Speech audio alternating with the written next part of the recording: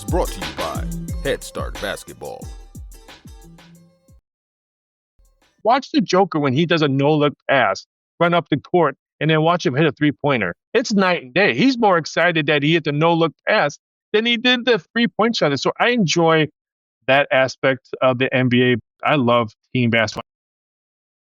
Raphael Esparza is a global oddsmaker and professional sports handicapper at Doc Sports. He has over 14 years of experience as a sportsbook manager at 4 of the biggest, most well-known sportsbooks on the Vegas Strip. Esparza has more than 18 years of sports handicapping experience and has spent the last 7 years with Doc Sports as the Vegas sports informer. Raphael's success stems from his power ratings and thousands of trends that he's personally tracked over many years. He's generally considered to be the best NBA handicapper in the country, thanks to a remarkable 7 consecutive winning seasons. Hey, Hoopheads, imagine having your team's entire development, training, and analytics in one place. That's the Dr. Dish Training Management System, TMS, the ultimate coaching platform that transforms your shooting machine into a complete player development engine. Track every rep, drill, and player. Assign custom workouts, use shooting maps, leaderboards, and progress across your entire roster, all in one dashboard. Build accountability, unlock smarter reps, and take full control of your team's growth. Feed your fire at drdishbasketball.com. Hi, this is Ryan Glennie, men's basketball associate head coach at Dallas Baptist University, and you're listening to the Hoopheads podcast. Coaches, you've got a game plan for your team, but do you have one for your money? That's where Wealth for Coaches comes in. Each week, we'll deliver simple, no-fluff financial tips made just for coaches. Whether you're getting paid for camps, training sessions, or a full season, Wealth for Coaches helps you track it, save it, and grow it. It's time to stop guessing and start building. Subscribe now at wealthforcoaches.beehive.com/subscribe and follow us on Twitter at Wealth for Coaches for daily money wins. Your money needs a coach. Start with Wealth for Coaches. Step behind the sportsbook curtain as you listen to this episode with Raphael Esparza, global oddsmaker and professional sports handicapper at Doc Sports. Hello and welcome to the Hoopheads podcast. It's Mike Lensing here tonight without my co-host Jason Sunkel, but I am pleased to be joined by Raphael Esparza from Doc Sports Service. Raphael, welcome to the Hoopheads pod. Thank you for having me. We talked yesterday. Always excited to talk a little hoops. Even if it's NBA, college basketball, WNBA, I'm always excited to talk about hoops. And I can't believe Monday tipped off college basketball. So we have another sports that ends, and baseball just ended. So I wish more sports would end, because now it's pretty much the heart of my industry right now, of college basketball starting. Absolutely. Well, college basketball. So you'll see my T-shirt here that I'm wearing.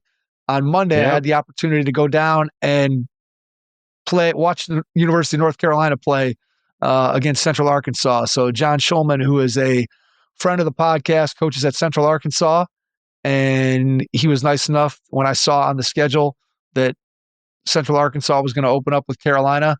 It has always been on my bucket list to get down to a North Carolina game. So I asked Schulman, hey, think you can get me some tickets?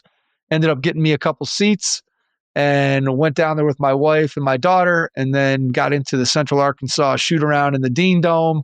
Got a little tour of the Carolina locker room facilities from assistant coach Jeff Lebo, longtime Tar Heel and former head coach at Auburn. So had just my wife told me I looked like Raphael, like I was a little 10-year-old kid out on the getting out on the court in the Dean Dome and walking through the locker room and everything. And then of course I had to pick up some gear while I was there. So yeah, great time. College basketball kicking off. Always a fun time of year for sure. So before we dive into some of the content of the pod, let's just kind of give people an idea of right now today what you're doing, and then we'll kind of go and get into your background. Well, I'm still I work for Doc Sports. I've been there for 20 plus years as a writer, content creator, and handicapper. But I've also been in this industry, sports betting industry, for almost 30 years. In 1998, I started at Caesar's Palace, one of the Mecca sports books in Vegas, and just worked my way up through there.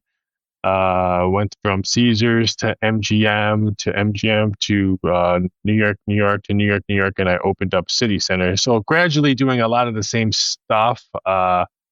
When I was at Caesars, I was the guy to put all this stuff in the computer. Like, so if you went to a sports book and you saw all the fancy names and point spreads, someone had to put all that input in there to create that. So that was normally myself that did that and worked my way up into there. And then that's how I got into, doing odds for certain stuff. So I started doing odds over at Caesars Palace, helping them do first halves and half times. And then my whole management staff from Caesars went up to work at MGM. MGM was building a brand new sports book, and they hired, which is a good friend of mine that still works in the industry. They asked him to be a director, and he was kindly to ask me to go with him.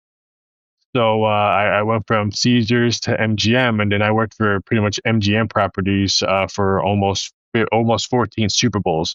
Now, when I say Super Bowls, normally companies say, "Oh, how many years have you been?" "Oh, I've been in this company years, 5 years, 10 years, 20 years." When you work in my industry, you don't do years, you do Super Bowls. And Super Bowls are years. So how many Super Bowls did you work in our industry? So that's what we count on, because that's just the mecca of sports gambling is pretty much NFL, and NFL breeds our industry. So I worked almost 14 Super Bowls for MGM properties. So I worked at pretty much all the MGM properties.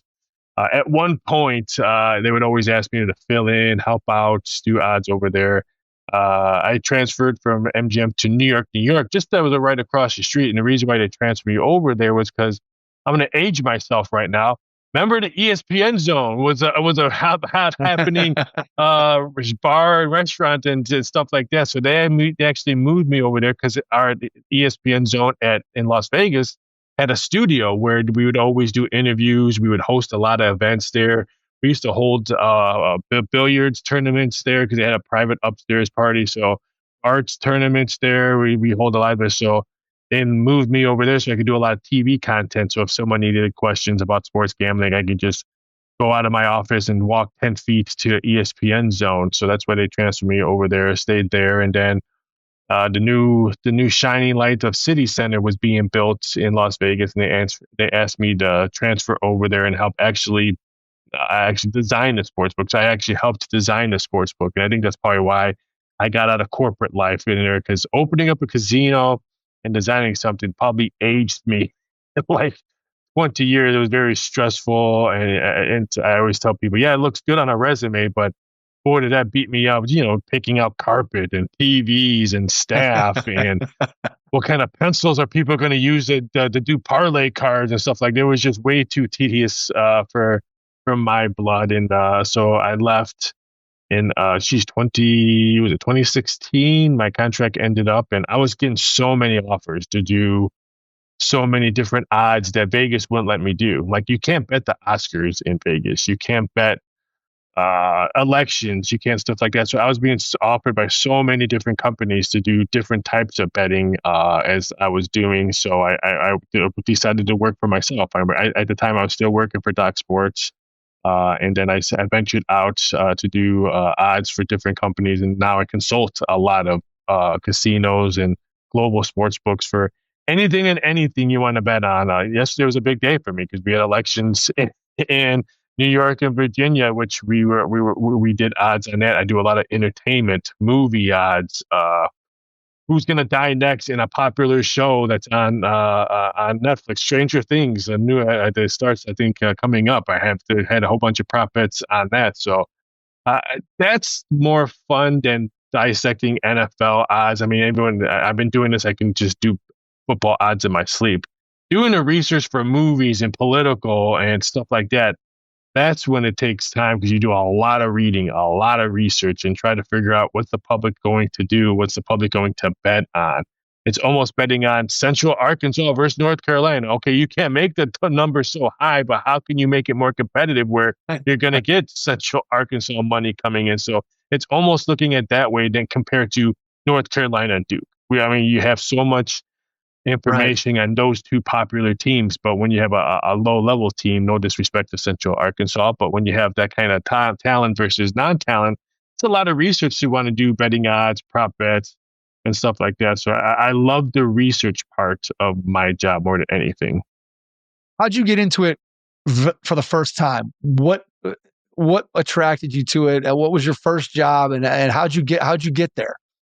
Legally, illegally is two different questions back in the Midwest. I can say I dabbled into, taking my brother's action, taking stuff like that. I got into it really early because I couldn't, I had to stop playing high school sports for medical reasons. And I was always fascinated with the number point of view. And I always wanted to be around sports. I knew I couldn't play anymore when the doctor told me I couldn't play anymore, but I still wanted to be around. And I didn't want to be a head coach. I didn't want to be something like that. I was always fascinated. I remember opening up the Chicago Sun-Times when I lived in Chicagoland area. The back page of the sports page always had the point spreads on it, the Sheridan Sport for every day, every Sunday and stuff like that for football. And I was always fascinated with that. So when I was living in the Midwest area, my parents actually moved to Vegas my senior year in high school. So I would always go to Vegas to visit them during the holidays. And I met all the people at Caesar's Palace because that's where I used to watch the Super Bowl. I used to go to Vegas every Super Bowl and visit my folks and then go to Caesar's Palace and watch the Super Bowl and place bets. And I just got to know all the employees then. So then when I actually moved to Vegas, I was actually working for another company, not a gaming company. And it was during the holidays, and I remember going there to watch college basketball after the holidays. And I was in the sports book and just watching games. And two managers that used Rich Becciolari, who works at Circa right now, and Vinny Marulo, who actually works for a gaming company. They came up and sat next to me like, Raphael, what are you doing here? It's not Super Bowl and stuff like that. I'm like, I had a rough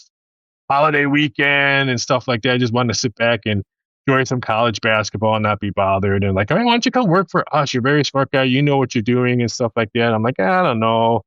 So they actually hired me as a ticket writer. One of those guys that, you go up to window, let me have $20 on the horse number 4 in horse racing, or $20, give me North Carolina to win it all in college basketball. The guy that punched out the tickets. My first day, supposed to be a ticket writer, my first day, the feds came in and the gaming control board and arrested a whole bunch of people that were betting outside their window. They were doing a lot of dirty stuff. And so I remember my first day that they told me, hey, can you go in this guy's office? We're dealing with some stuff right now. We'll get with you when we can. And they came in and like, hey, Raphael, do you know how to work a computer and stuff like that? I'm like, yeah. They're like, here, come follow me. So I never wrote a ticket. I was the sports admin. My day one job was putting information stuff in the computers, which normal people would tell me that's like a 2-3 year wait to be a ticket writer and then go into the position I was in. So, but I got there I guess the worst time for some people, but the best time for myself. And I just worked my way up. And I tell people, do you want to work your way up in Vegas casinos, or I guess in any casino, or pretty much maybe any profession?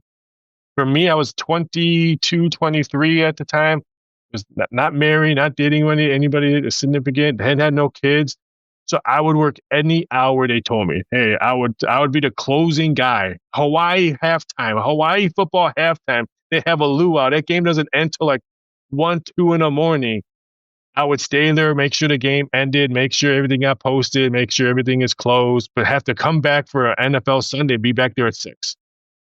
Because I wasn't like married like a lot of people in the field or had kids and stuff like that. So I moved up the ranks really quickly because I was willing to come in at any hour. Didn't matter. Didn't have it. No kids, not married at the time. So I got moved up quickly because of that. And they were teaching me a lot of stuff quickly, the ins and outs of inside of a casino. So that's how I pretty much moved up. And then it all worked from there. I worked with some of the brilliant minds in our industry that's still working today. There's a couple of guys that are in the Sports Betting Hall of Fame that I worked under that taught me so much stuff. So all my success, I can't say I did it by myself. I learned from probably some of the best, and I still call them, and they call me all the time. Hey, what are you hearing about this game? I'll call them. Hey, what are you hearing about this game? What do you see? What's coming through the bet window on this one and stuff like that? So we all communicate, and I think that's what helps me do my job. It helps me at Doc Sports. It helps me be a better a presenter of our industry, and it helps me if people call me for either media or papers or podcasts or stuff like that. I can say, hey, you know what? I heard from X, Y, and Z that they found out yesterday that more actions coming in on this than that, and stuff like that. And not getting it from the inside source, not getting it from I heard on social media that the books got this. Well, no, halftime that's not true. Earlier that you really love the research part of it. And obviously now, having been a veteran of the industry and having been in this profession for a long time, as you just detailed, how long did it take you to start to feel like you had a handle on some of the different sports, and obviously specifically to basketball, in terms of being able to accurately look at the odds, figure out some of the things that you're talking about in terms of which teams the public going to like, how do you set the odds so that it's balanced? Just tell me about your research process earlier in your career and what you really liked about digging into those numbers. Well, when I worked in casinos, I mean, you would always want to hire someone we would call them like, perfect example, when I was in the casino, that's when NASCAR was at its peak. And remember when NASCAR was at its peak, so some states wanted 2 races, not just 1 race interstate. So we were getting so much heavy action on NASCAR head-to-head matchups, and we would do so many different things. Would an odd race car win or even number win? We were trying to do as much betting stuff on NASCAR. So we actually had to hire someone who, I don't want to say he was a NASCAR expert, but a guy that knew ins and outs on the NASCAR betting aspects. So when I was in casinos, I would always surround myself with someone who was more sharper than me, or that would do the research that sometimes I just didn't have enough time being in. And that's the same thing I do now. Like, I have so many friends that are better college basketball researchers or handicappers or stuff like that. It's constant communication. It's constant reading. I tell people I hire interns all the time, and they think they're just going to come into my office and watch TV all day long, which I have a lot of TVs in my office, and they're mostly on. That is true. You can probably watch stuff, but you better get your stuff done. If I say, hey, can you find me some research on this politician, or find me some research on this wrestling event, because I do a lot of stuff for WWE. Can you find me this for hot dog eating contest? If I give you something, yes, you can do whatever you want, watch TV, but I better have what I need. And it's just a lot of research and a lot of note taking. I mean, I'm old school. I'm still yellow paper and pencil when I'm doing when I'm doing research and notes and stuff like that. So that's why I tell like people who help me, interns and stuff like that. So it's just constant. That's why, like, my wife's a big reader, my dad's a big reader, and like, oh, you need to read this book. I'm like, I do so much reading throughout the day. Yeah, granted, it's on the internet or a magazine or something like that, or text messages. I mean, I'm constantly reading. The last thing I want to do when I'm trying to go to bed is read a book. That's funny, and probably very, very true. Talk to me a little bit about how the industry has changed since the dawn of this new era of people being able to bet right from their mobile phone, people not being limited to having to go to Las Vegas, to have to go to Atlantic City, to be able to have gambling be legalized, not in every place, but obviously in very many places across the United States. How has that changed the industry from your perspective, and just how you do your day-to-day work? Has it changed much at all, other than the fact that it's just exploded as an industry? It hasn't really changed to what I do now. If I was still in Vegas, in the heart of the sports books and stuff like that, yes, that's changed, because less people are going there. And even if you lived in Vegas, they want you to sign up with your phone apps.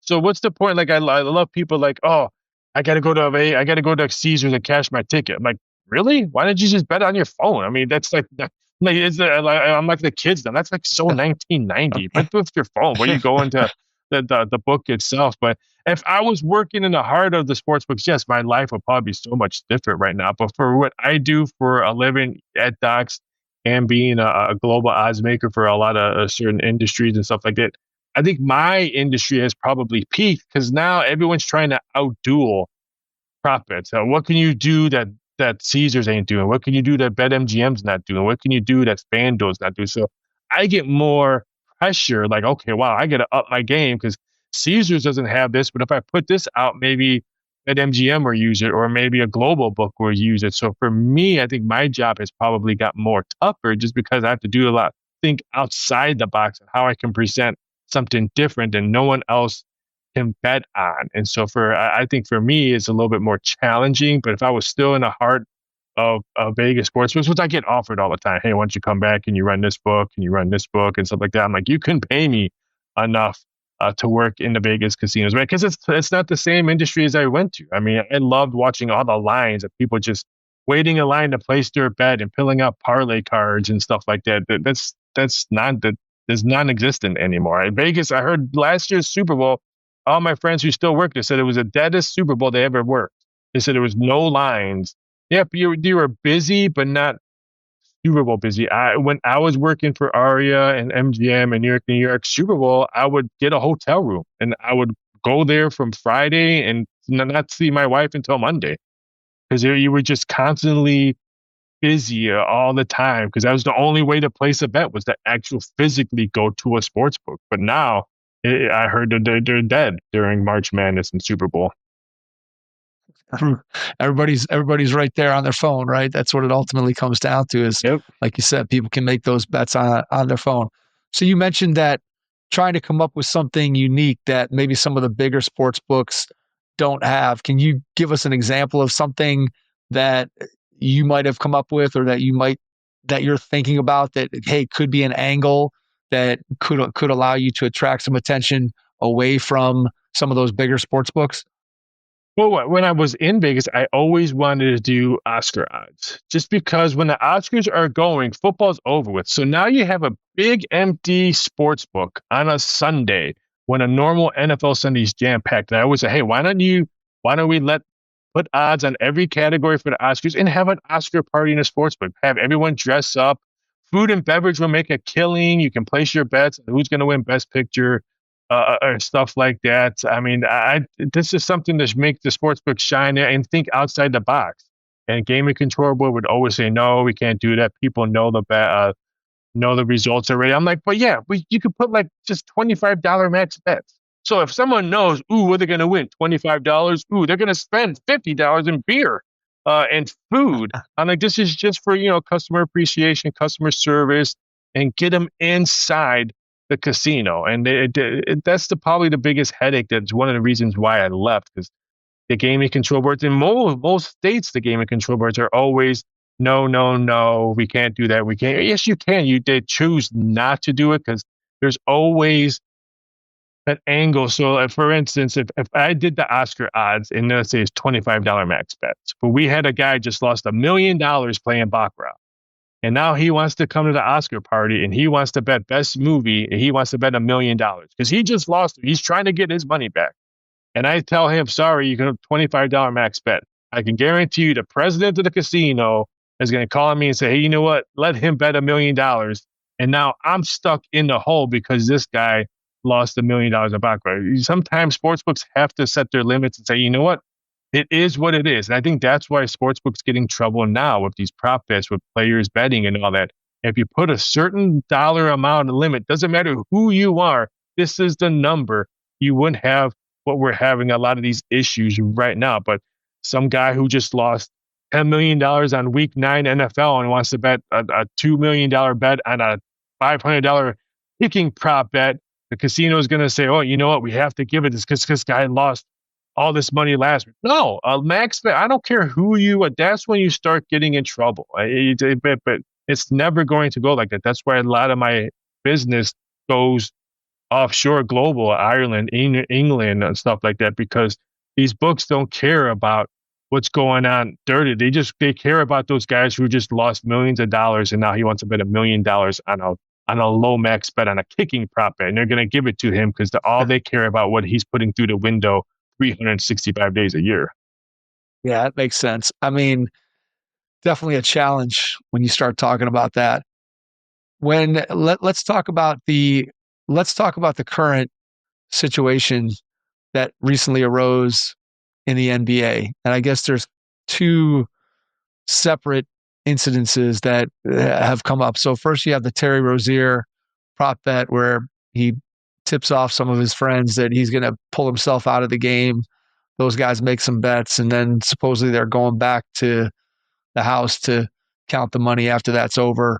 So tell me a little bit about, just first of all, how do the casinos identify that action? What's the process that they go through that they can immediately flag that and say, hey, there's something going on here? And then just give me your opinion about what can the leagues do to try to ensure that those types of things don't happen, other than continuously educating their players about how they should and shouldn't conduct themselves?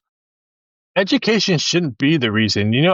One thing I do like what UFC is doing now, and I think we're going to see that now just because of the Rozier and the Porter with the feds getting involved. I think the feds are going to get involved on everything. So now if you get busted, you're not going to get a slap on the wrist. You're not going to get fined. You're going to go to federal prison. You're not going to Cook County Jail for 24 hours. You'll be going to federal prison. I think that's going to be the biggest key right now. So are you going to risk it for telling your buddy, hey, bet $1,000 I'm going to miss a free throw? Then so you can do federal prison from 8 to 10 years or whatever the max sentence. And I think they probably will get the max sentence. I think probably the first 10 people, just because they want to set the example. I think that's why the feds got involved with the NBA, so they can set that example on Rozier. And so I think they're going to use him for that example. So when you are educating, they can say, hey, you know what?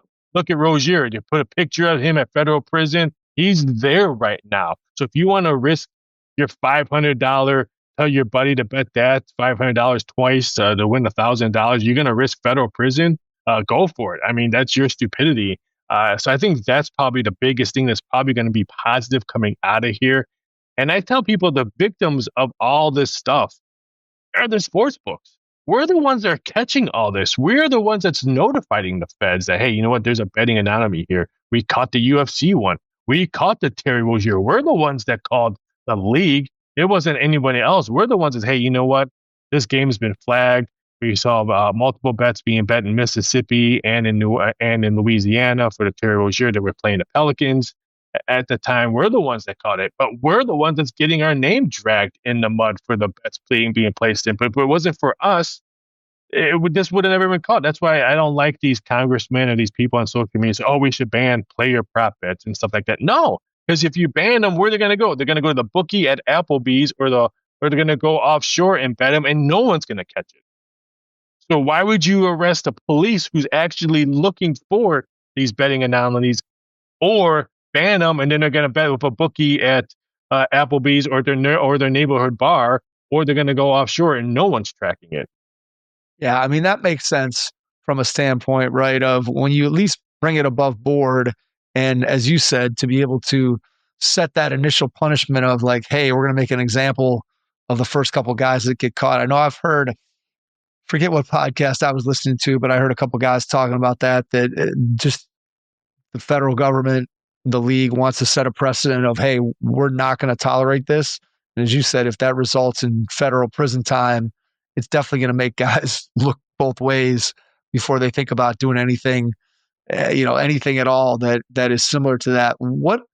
What's your thought on? I've heard people talk about this too, where there's the window between when a team, let's say an NBA team, has a shoot around during the day, and then they have to put the injury report out. And there's this time in between where maybe a player's been day to day, or they're questionable. No one knows for sure if they're going to play. But then the player in that whatever hour or two window says to his buddy, hey man, I don't think I'm going to play tonight. And maybe it's not even a nefarious thing where he's trying to give the guy a tip about gambling, but he's just talking to somebody. And then that somebody comes and takes it and runs and goes and gives that information to somebody else. What are the scenarios there in terms of just thinking about how does somebody in the industry think about that? And is there a way for that to be policed, or is that just something that's human nature that we all just have to live with as part of the system here? It's human nature. Remember back in the day, like probably the late 80s, early 90s, we didn't have computers and cell phones. We used to get our injury reports from calling the newspapers and stuff like that. Hey, what are you hearing? Hey, were you on the sideline at practice? What did you see? There was no internet. There was no cell phones and stuff like that. You don't think games were being fixed back in the 80s and 90s? Right now, it's just everyone has a camera. Everyone has a thumbprint on social media. So yes, it's coming out there, but this has been happening for decades. Just like I said with the UFC that happened this week. You don't think boxers back in the 60s and 70s and 80s were being asked to fix fights? Shoot, that's the opening scene from Daredevil, the comic book, where his dad dies. He got his the mafia told him to fix a fight and they killed him. I mean, I think the reason why it's blown up as much because we're in a 365-day news cycle. Back in the day, we didn't have 365. We didn't have social media. We didn't have all this. I mean, I've been telling people this is Europe's daily life. There's been so many soccer fixed matches. Tennis has the most fixed matches than anybody. Not if there's nothing even close than tennis and soccer and rugby and all those people. But here it's happening in the almighty United States, and the world has to stop because someone threw a fight at UFC or something, or someone got caught playing poker. I mean, I used to hear stories. I worked in a casino. I used to hear stories with suites that would have poker games in a suite in a casino. Why wouldn't you just go downstairs and play poker in their room? But they made a. So, I mean, of course they were cheating. Of course they were, cheating in poker. But everyone keeps on asking me, what's the difference between legalized poker game in my garage and stuff like that? I'm like, I tell people, if you have to pay a doorman, and if you have to pay a cocktail waitress and pay a poker dealer, then you have a casino in your garage. Now, if you're just playing with your buddies and you're the dealer and they're getting their own beer and the security system is the garage door opener going up and down, no, that's not a casino. But I've known many dealers that are poker dealers in Vegas that get hired to go to California. Hey, can you deal my game? We'll pay you X, Y, and Z. They just want a biased dealer. They don't want, hey, this is my neighbor, he's going to deal today. No, they just want a professional dealer. Or they'll hire cocktail waiters. I've heard cocktail waiters. Oh, I got invited to be a cocktail waitress at this guy's blackjack tournament or something in his garage. Now you're a casino. If you're hiring people, that's the difference. Help me to understand, in the other arm of this latest NBA gambling issue, the illegal poker games. Help me understand the technology that was being used to allow the games to be rigged. So when the high rolling guys are coming in with their money and being taken and being attracted by, whether it was Chauncey Billups or whether it was Damon Jones or whoever it may be that was kind of helping to bring these guys in. Talk to me about some of the X-ray technology on the table and the ink on the cards and the glasses and all that stuff. What kind of light can you shed on that for me to help me and help people who are listening to kind of understand that piece of it? Not the biggest reality TV watcher at all, but if they ever made a reality show about Vegas surveillance cameras, like the people who sit there and watch the cameras all day long, would watch that, because I've been in the surveillance rooms plenty of times when I worked in Vegas, and it was fascinating. And that's probably where I learned most of like the contact lenses that the guys were wearing. I could read the special cards that they had and the special table that they had and stuff like that. So yeah, contact lenses, glasses, marked cards that they were using. I mean, I read the indictment. To me, it sounded like they were just using Porter's name to him to bring in some of his high class. Not for Chauncey Billups, his high class friends. And stuff that there's just some names. Kevin Garnett's name's been mentioned. Tyrone Lue's name's been mentioned. There's other names, stuff like that. I don't know how close that is on that one, but for me, that's what it sounds like. But the scientific stuff that they had the cocktail waitress having something on her that she was able to see the cards and stuff like that. That's a movie that George Clooney is probably going to be involved probably in the next 3 to 4 years on that. So I'm excited to watch that movie, because I always tell people, I think a lot of the reason why the poker thing got such a big thing, because when you have the word mafia involved in any kind of criminal thing you did, that's another story. And when I watched that press conference twice, not only did they use the word mafia a lot, they used the mafia names. They didn't say, "Oh, we just Joe Schmo's mafia right. that runs 8th Street was it." No, they mentioned not one but 2 mafia families. Now you're in trouble. Now you're probably talking about, okay, if you are going to federal prison, Philip, you might want to sleep with one eye open, because if you had not one but 2 mafia families mentioned on that that's something you don't want to be involved. I mean, I lived in the Midwest in the Chicagoland area, and I was around a lot of that with friends of mine and stuff like that. You don't want to be involved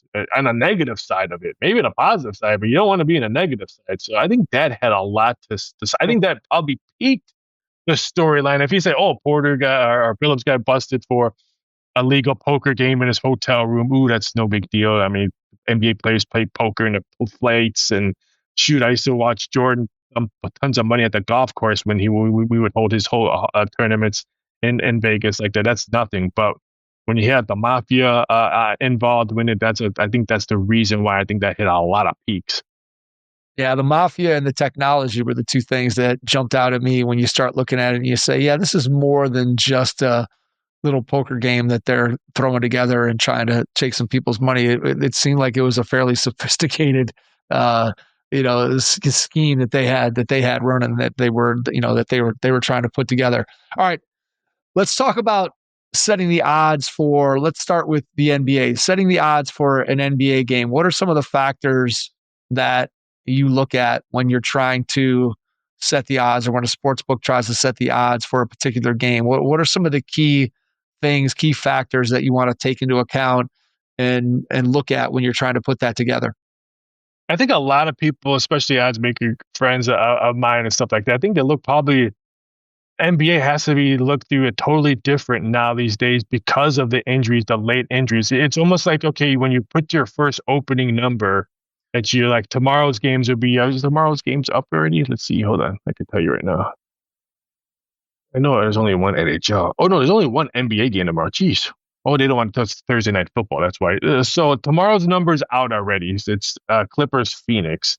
When you open up that, you right there, you're already just looking for two-way action. So if someone bets the Phoenix Suns, you're already, okay, I need some Clipper action. So you're trying to balance your books out. Now, anywhere between the morning shoot around, usually we find out people are not playing 3-4 o'clock Eastern Standard Time. So now you have to adjust what the bettors did way before they released who's playing and who's not playing. So now you pretty much have two numbers in your head. Okay, we're heavy on the Clippers from the morning till 3. Now we're really heavy because everyone jumped on them because Booker's not playing for Phoenix. Now we're trying to chase action for 3 hours before the game tips off. So NBA is kind of tricky now these days. You really have to try to do your research. If, for example, for the Lakers, they're playing tonight, no Luka, back-to-back games. We kind of knew that the Lakers were probably going to rest no Austin Reeves. We kind of knew that was happening. So we had a feeling already. Now, if he would have played, then we might be backtracking a little bit, but we already had a gut feeling that he wasn't. So not only are you gambling on placing your bets, we're actually gambling and trying, oh, is so-and-so going to play? We're not going to probably find out till 3 o'clock, 4 o'clock. So we're actually gambling on our numbers now. NBA, I think, is probably the trickiest sport right now with injuries and who's playing. And I've been telling people, once LeBron leaves and once Kawhi Leonard and all these older Kevin Durant and all that, I think load management is probably going to take a little bit of backseat. I don't see Wemby saying, hey, I need a load management because I played last night. I don't see these younger kids I mean, of course, Ant-Man has that bad. He's got a hamstring or ankle right now. That's a significant injury, but I've never heard him say, you know what, I played last night. I'm tired. I can't go. I think once these older players hang it up, I don't think we're going to see or hear that much about load management because these kids who are playing down the league were probably the same kids. I can't believe I got tickets to go watch LeBron play or Durant play, and they're not playing because of load management. So these kids probably were those kids in the stands waiting to see their favorite player, and he's not playing because of load management. So I think that's going to flip-flop once these older people hang their jerseys up. Yeah, that's an interesting perspective that I hadn't really considered or thought of when you start talking about just this generation is obviously the first one where load management has become a factor. I know that Michael Jordan was on his little segment on NBC talking about the fact that he didn't believe in load management, right? He played at multiple seasons where he played all 82 games. And just, again, it was a different era. And maybe we're heading back to the era where guys are out on the floor a lot more when this generation of players, as you said, this older generation moves on. It'll be interesting to see if that trend ends up going away and it gets back to maybe more how it was, where unless you had a major injury, you weren't just sitting out because you needed a rest. And it is interesting to think about how the game has changed. One of the arguments that I hear kind of thrown around out there is just the way that the game of basketball has changed, that the defense is far more intense and teams have to cover so much more of the floor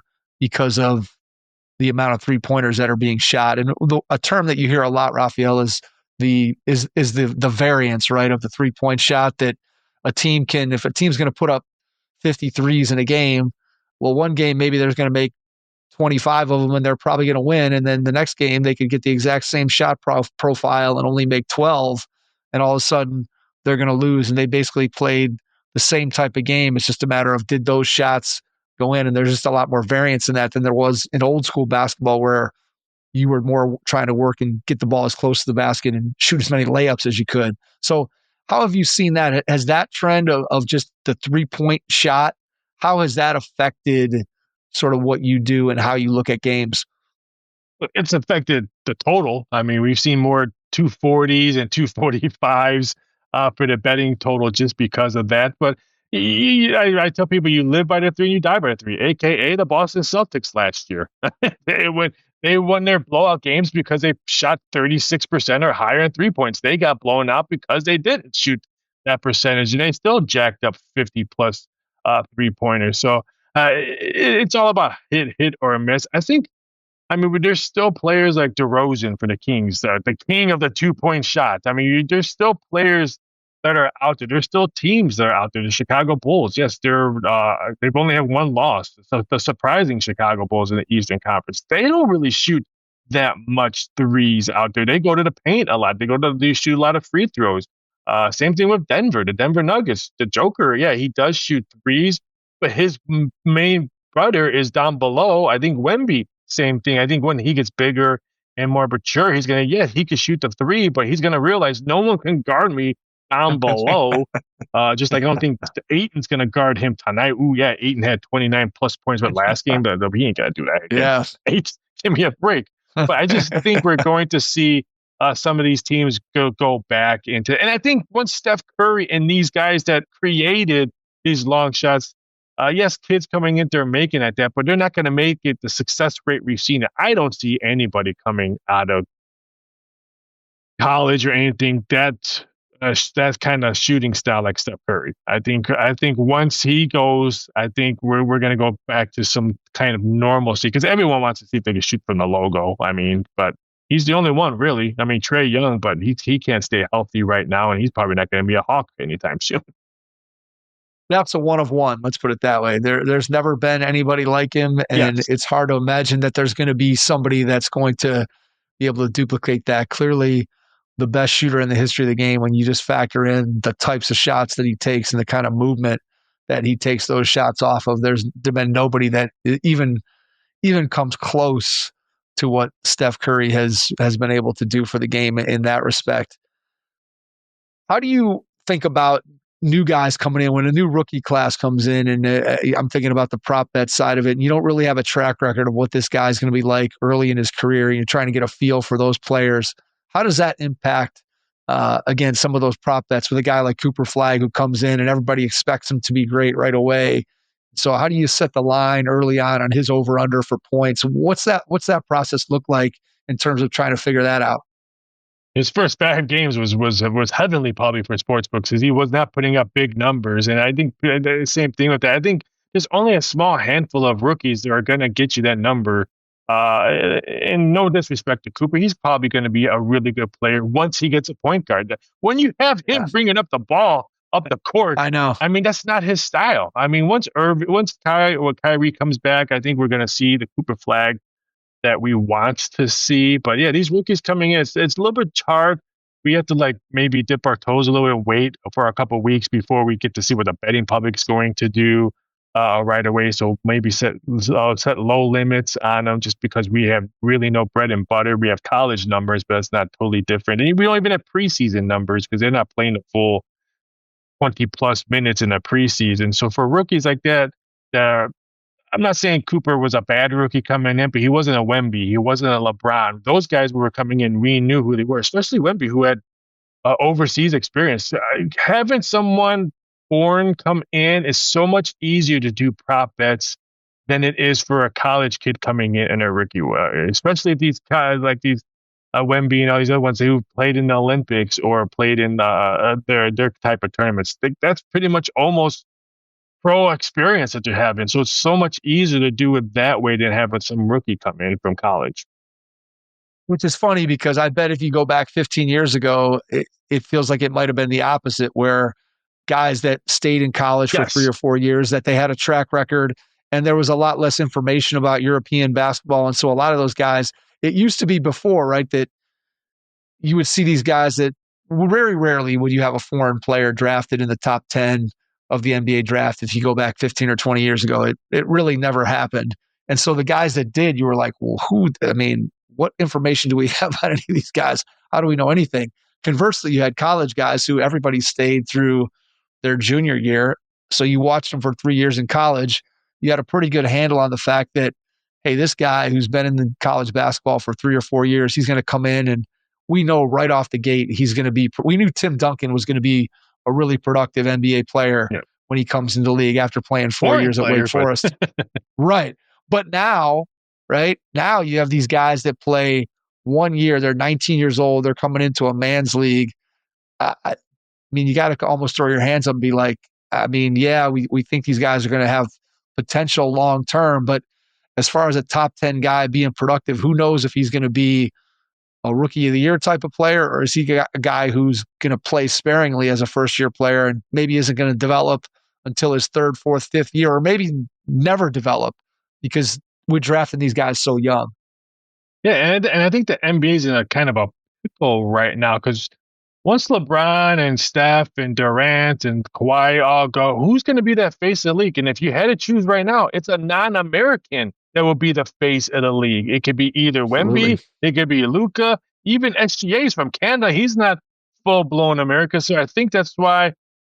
I mean, they would love the Ant-Man, the Anthony Edwards to explode and maybe win a chip over in Minnesota, so maybe they can pass the torch to him. But I don't think Luka would be it just because there's a guy that can't play defense. I don't care how much weight you lost. And I think the alien, the Wemby, I mean, it's just, I tell people it's like almost watching Ohtani play basketball because he's doing stuff that you never thought that you're doing. And then I read an article, was it yesterday and all that he's lying about his height. Like he's actually really taller, but he's ashamed about how tall he keeps on getting and stuff like that. So this guy's probably 7'10". We don't really know what he is out there. But yeah, I think the NBA is kind of in a pickle because I'm not saying they don't want Wemby or Luka or SGA and all that, but when you have an American sport and such a high peak now globally, you would think you would want a Jordan, Bird, Magic, LeBron, stuff like that to carry the torch. And right now, I'm sorry to say, I don't see one carrying a torch that has American background. Even, like I said, right now, what Wemby's doing, it's almost like I say, it's hit or miss when you're watching. It's almost like I want to watch the Dodgers play just because of Ohtani. I want to watch the Spurs play because of Wemby. The best 5 guys in the league right now are all foreign guys, right? And you got the Joker, you got Luka, you got Giannis. Oh yeah, the Joker. I forget about it. Yeah, you got Wemby and you got SGA, and so those 5 guys, I think, consensus-wise, are the 5 best players in the league, and they're all foreign-born. And so, yeah, it's definitely an interesting spot for the NBA to be in, kind of like tennis, right? Back in the heyday of the John McEnroe, Jimmy Connors, Pete Sampras, Agassi, all those guys, and then American tennis is kind of fallen off the wheel, fallen off the wagon. There really hasn't been a male American tennis star in a while, and I think it's definitely affected the popularity, at least from a spectator standpoint of tennis for sure. Who's your favorite NBA player or team to watch? What teams do you like if you get a chance to watch a game? Who are you trying to watch? Who do you want to see? Really funny. Everyone always asks me that. I am the most calmest person when it comes to NFL viewing and stuff like that because I only have one favorite team, and it's more mentally the Chicago Cubs because when I was growing up in the Midwest and the Chicagoland area, WGN was one of the channels that we always got. So it wasn't the most healthiest kid and stuff like that. So I always watch Cubs baseball on WGN. Probably Harry Carey is probably one of my favorite characters of all time and stuff like that. But I don't have a favorite NBA team. I don't have a favorite NFL team. So people are like, oh, I can't believe my team lost this Sunday. I'm like, oh, I don't have a team. So I felt really good all day Sunday. But I enjoy watching Wemby play. I just think he's a freak out there.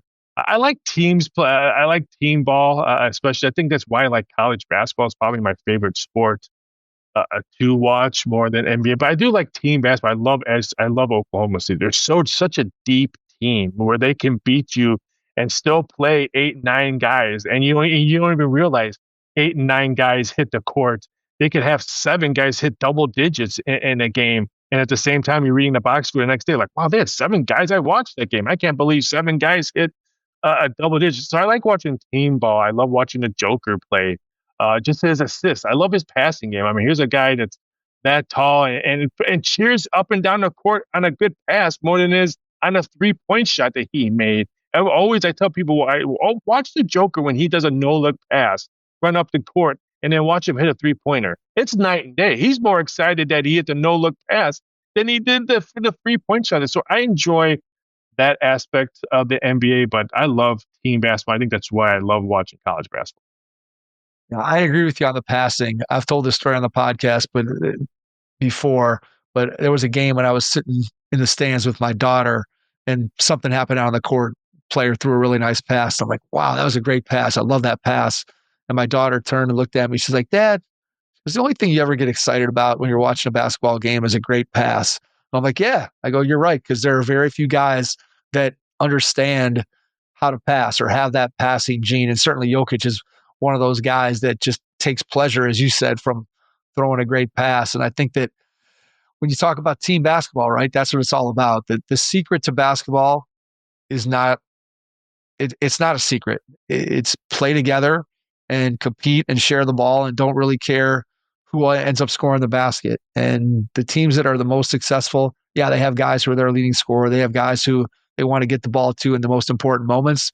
But ultimately, those are teams that they share the ball and they understand that every guy has a role. And if you play your role and the 5 guys work together, that's how you're going to have success. And it's amazing to me at all levels of basketball. You can start out in 3rd grade basketball and you can go all the way up to the NBA, that there's guys who go through that entire process and they're in the NBA and they still don't understand that secret, that playing team basketball is ultimately what helps you to win. And I know that there's obviously some benefit in the NBA of being a guy that puts up statistics and scores, and that equates to the amount of money that you can make on your next contract. But if it just comes down to winning, it's amazing to me the number of guys that don't understand what winning is all about. There's different ways to put together a team of basketball players. There's different way to play team. And there's different ways to play team basketball and different types of offenses and styles that you can play.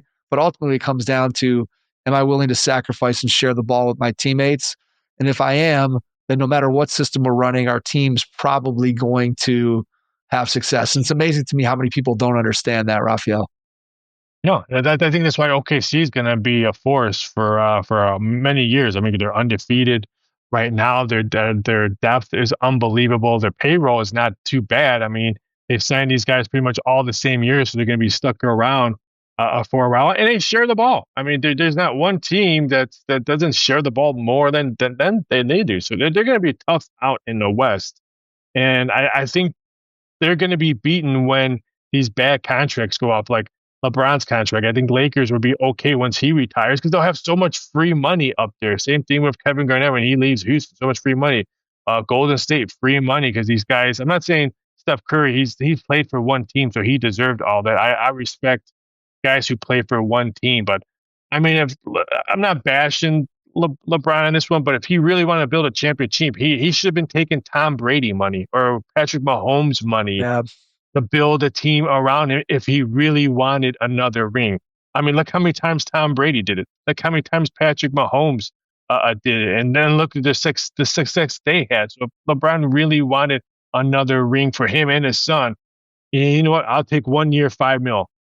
And then the rest of the money, they can build a better bench or maybe get another scorer or a rim stopper or something like that. So I think what people forget about that hey, those two guys who have a lot of rings, Tom Brady has a lot of rings. I think Patrick Mahomes is probably going to have a lot of them.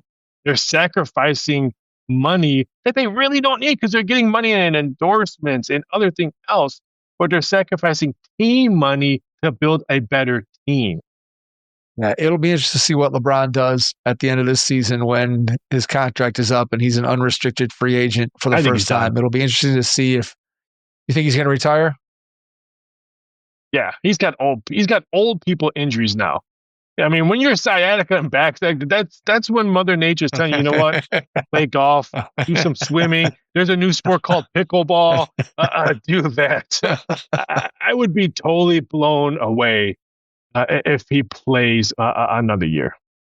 It's funny that you say Mother Nature because that's been a running joke on our podcast for probably since the 7 years that we've been doing this. So we started it back during the 2018 NBA Finals, and we've been saying year after year after year that nobody beats Father Time, and we're like, well, looks like LeBron's beating Father Time again this year. Father Time is chasing and hasn't caught him yet. It and got it looks him like this year. Finally Father Time is on his way to finally overtaking LeBron in that race, which we all knew was going to come at some point. But what he's been able to do, obviously, just incredible to be able to remain as healthy and as at a high a level as he's been able to since for the duration of his career. Just kind of incredible. I agree. All right, let me ask you about college basketball. And you've said that you're a big college basketball fan. And one of the things that growing up in my life, I always feel like I was a huge college basketball fan. And over time here, as NIL has crept in over the last couple of years and the transfer portal, one of the things that's frustrating as a college basketball fan is the fact that every single year it's a different team, right? If I'm a North Carolina fan, the 15 guys that they have on the roster this year, maybe you're going to get 5, 6, 7 of those guys back. Maybe if you're lucky, you're going to keep half your roster.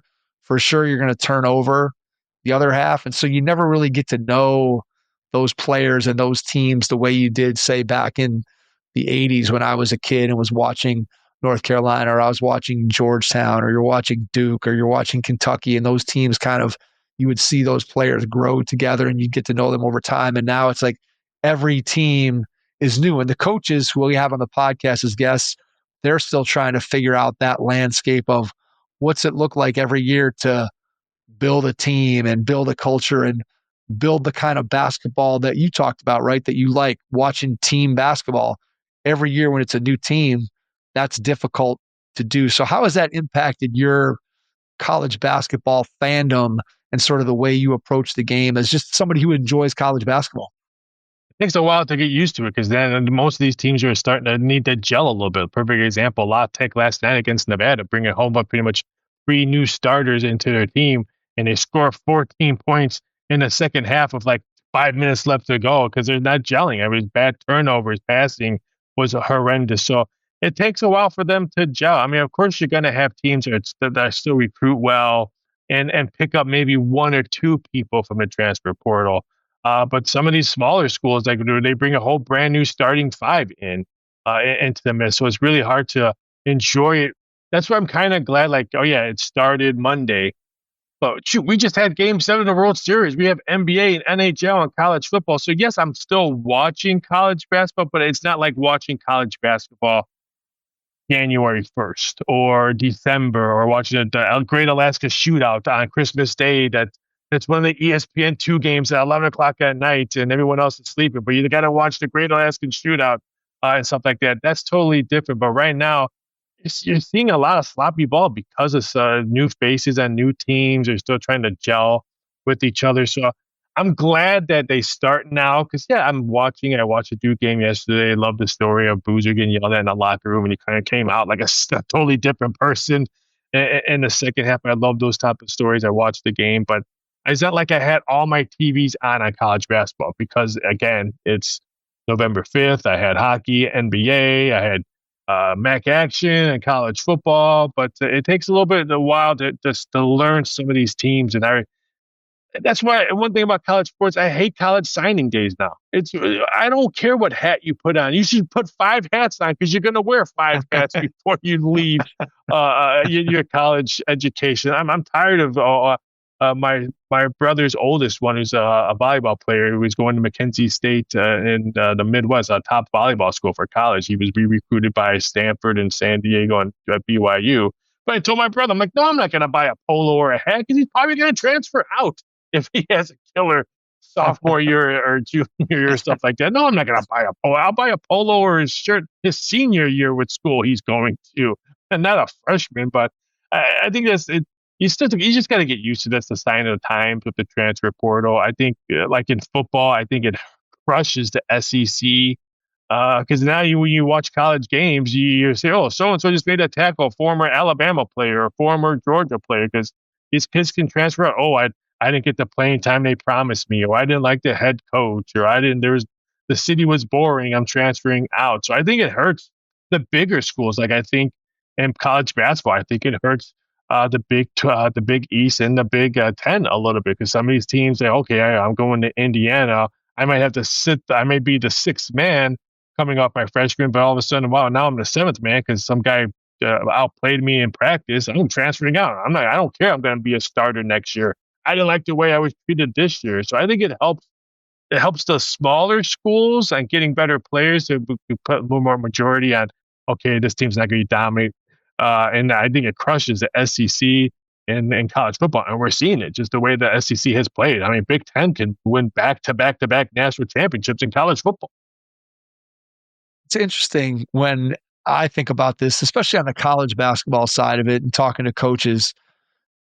It feels like you have a roster, right? And let's say you have 12 guys on your roster.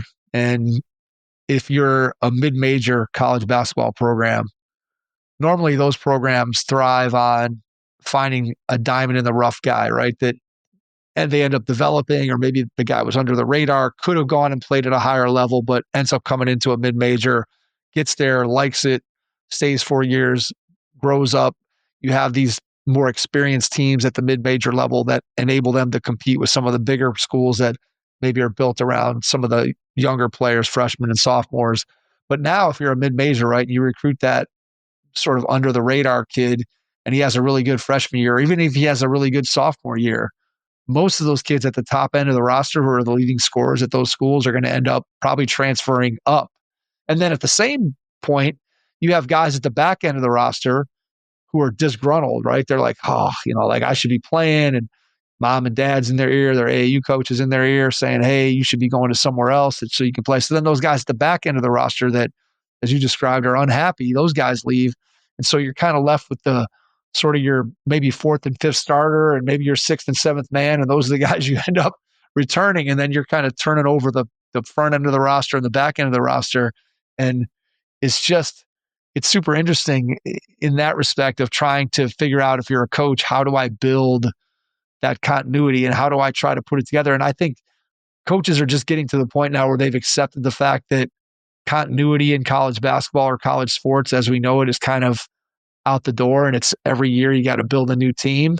And I just don't know how does that impact the popularity of the sport with the general public? I still think college basketball is incredibly popular, and obviously the tournament, from a betting standpoint, I'm sure you can speak to just how popular betting on the NCAA tournament is, both legally and through office pools and everything else that's always been around. But it's such a different world with college basketball because of that roster turnover, especially, again, I think at any program, the guys that are unhappy are going to go somewhere else, and guys that do really well are going to think, hey, I can go to the next biggest level of school and have success there. So if I'm at a lower level SEC school, right, I think, hey, man, I was a great player at Ole Miss. Maybe I could transfer and now be a starter at Kentucky because I proved myself at Ole Miss. It's just the roster turnover is really incredible. And again, for you guys trying to figure out what, especially early in the season before you know the teams, trying to figure out the odds, I'm sure is a challenge.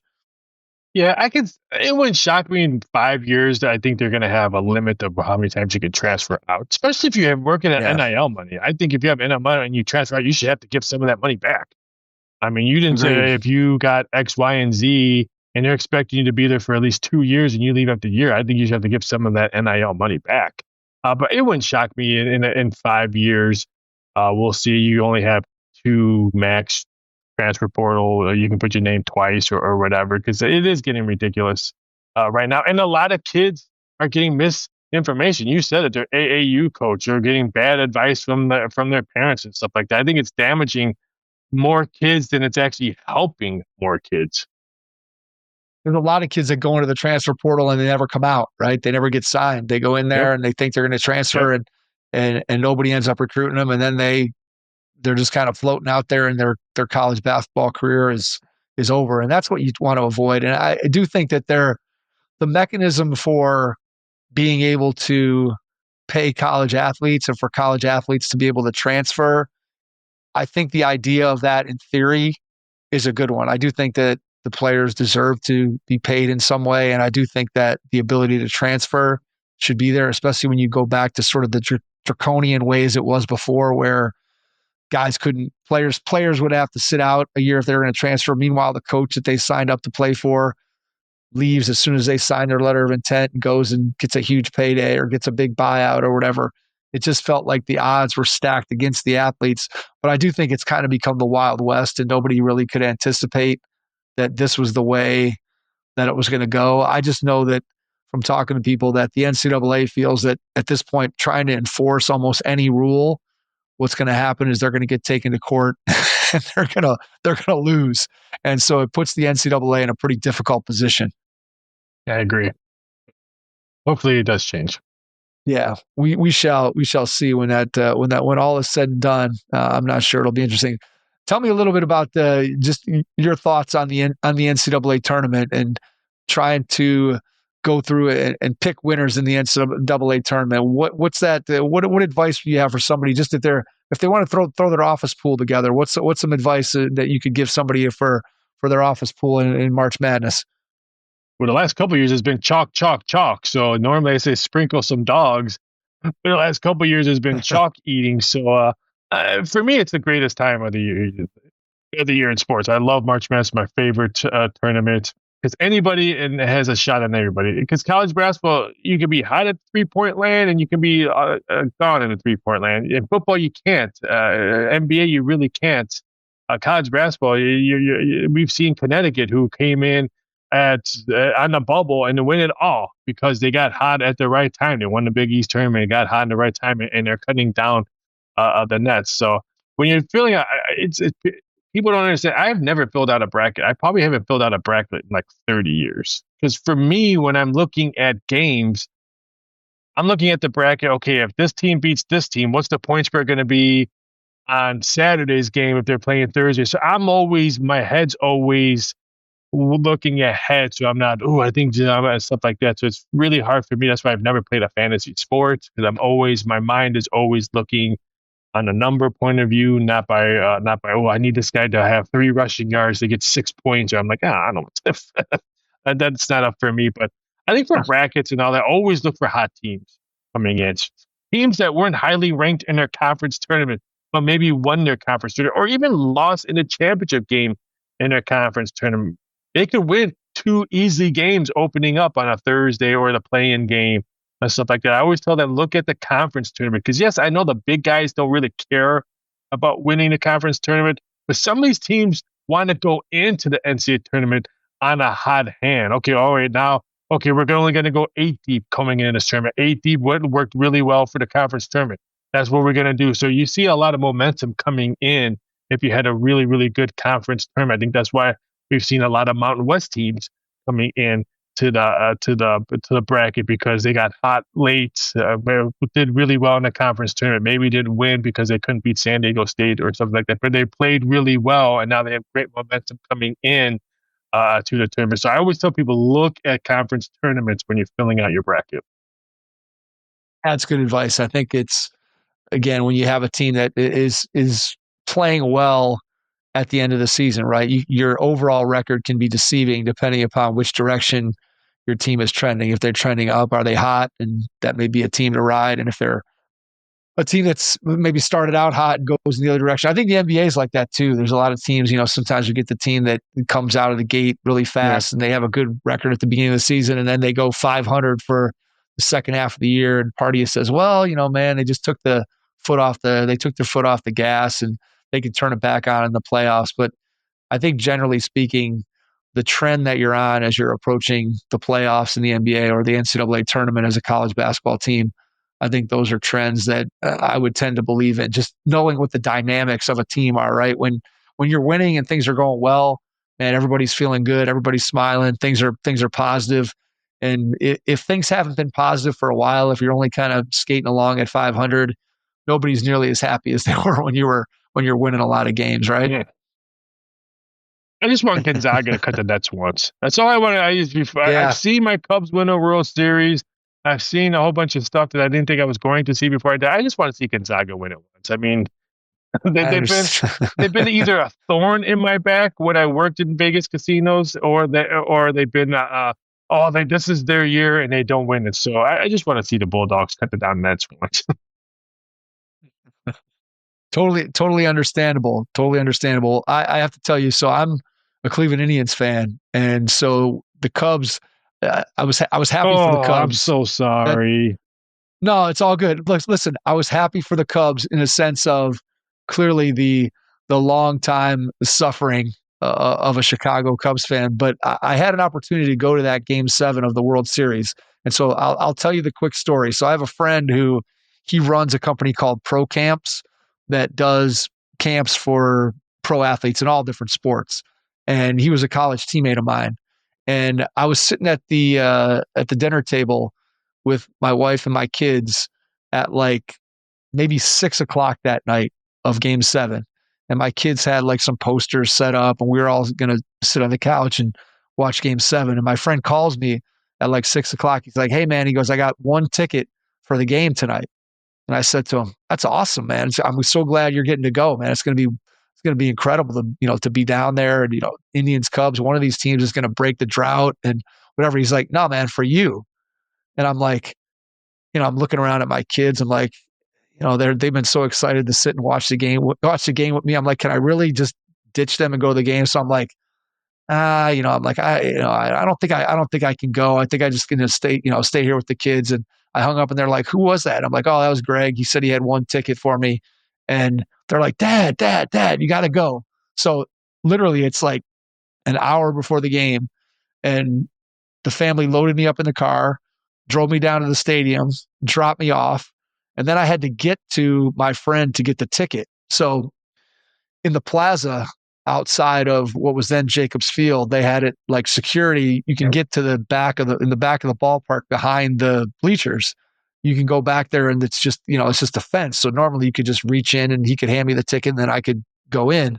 But because that plaza was crazy filled with people, they had like a security wall that had pushed it back like 15 feet away from the fence. So I couldn't get to my friend in order to physically grab the ticket, because it wasn't an electronic ticket. He actually had a physical ticket that he had to hand me. And so I had to go to like this security guard. No, you can't go over there. This one, no. This one, no. I just kept working my way down the line till eventually I found a security guard that let me walk through like the security barrier to grab the ticket and go in. And then I have to tell you, it was the strangest game that I've ever been to, because I would say that the stadium was probably, if it wasn't 50-50 Cubs fans and Indians fans, it was very close. Yeah. So no matter what happened, somebody was going crazy. So the stadium was loud the entire time. And actually the home run that the Cubs hit in the first inning, Dexter, what was the guy's name who hit the home run in the first inning for the Cubs? Mm-hmm. Yes, Fowler hit the home run. And so I'm outside of the stadium at this point. I didn't realize that it was equal Indians, Cubs fans. So I'm like, man, the Indians must have just turned a double play or had some kind of like sensational play in the field, not realizing that all the cheers were for the Fowler home run in the first inning, because there were all those Cubs fans in the stadium. It was so loud for both teams. It's the loudest stadium I've ever been to. And at any one point, only half the people were making the noise. It was an incredible experience. Obviously, I was disappointed that the Indians didn't win, but man, just to be in the building for that game was, it was incredible. I'm sure it was like what it was for anybody who was a Dodgers or Toronto fan, to just being on the edge of your seat for that game. It was incredible. I was supposed to go to the game. A good friend of mine that works for NBC in Cleveland, Nick Camino, is the sports anchor. I was going to go to the game with him. I went to the ones in Wrigley for World Series. Yep. I was going to go there, but I decided to fly to. I was supposed to fly. I flew to Vegas and watched it with my folks. I watched, but who are diehard Cub fans, so I surprised them and watched it with them. Nice. Very cool. I'm sure they were very, very excited. Big Cleveland fan. I'm a big Cleveland fan just because of that. The drought that. Yeah, I think it's just, again, it's, baseball is a very fickle sport, and you get hot at the right time. And I feel like it's probably the least. The best team doesn't always win in baseball, whereas I feel like in football and basketball, most times when it comes down to it, the best team ends up winning. Baseball team gets hot pitching, or their hitting goes, or what goes south, and all of a sudden a team that's been dominant for an entire regular season is out before you can shake a stick at it. I would think baseball, to me, would always be the hardest sport to bet, especially in the playoffs, because I feel like you have no idea what you're even looking at half the time. You got bullpens when it comes to playoff baseball. Who's got a better bullpen? Yeah, nowadays especially, right? 'Cause you're just rolling guys out of the bullpen over and over and over again, for sure. All right, college basketball. Who's your team you're watching this year? What team do you like in college basketball? I think Florida. I think the SEC is going to be not as good as last year. I think Florida will be okay. I think UConn's going to be a tough out this year. I think Duke's not going to be the same team we saw last year, but I think they're still going to hang around. But I think UConn's going to be a team that I really think is going to be really, really good. I'm trying to think of another sleeper. I'm sorry, BYU. Shoot, they were really good last year, and they almost put up 80-plus points because of the way they shoot the ball. They got pretty much the whole team coming back. And stuff like that. Who would have thought BYU could maybe make college football playoffs and the NCAA tournament? So they could be a very, very tough out. I was actually shocked at how well Arizona played. Granted, game one, I'm not going to put too much stock into game one, but I think BYU there's another team that's a team that you're not going to have a lot of transfer portal people. The people who may be different is they're coming back from their retreat or whatever they call it. And stuff like that, and they're much older. Always an older team. They don't have that much youth on there because they have the way they do their programs up there. But I would say those teams, UConn and BYU, are going to be fun teams to watch all season. Yeah, this year BYU's got AJ Pansta, who's going to be probably one of the top 3 picks in the NBA draft, with along with Boozer's kid, and then kid Darren Peterson out of Kansas. I think those are kind of the consensus 3 guys. Although I just saw Caleb Wilson for North Carolina, who's a high school kid out of Georgia. He had 4 dunks in the first 4 minutes before the first TV timeout of his debut against Central Arkansas. That kid has bounce. He just elevates off the floor super quick. I'm gonna be anxious to watch him for the rest of the season, see how it develops. He's just an unbelievable athlete and a really good passer.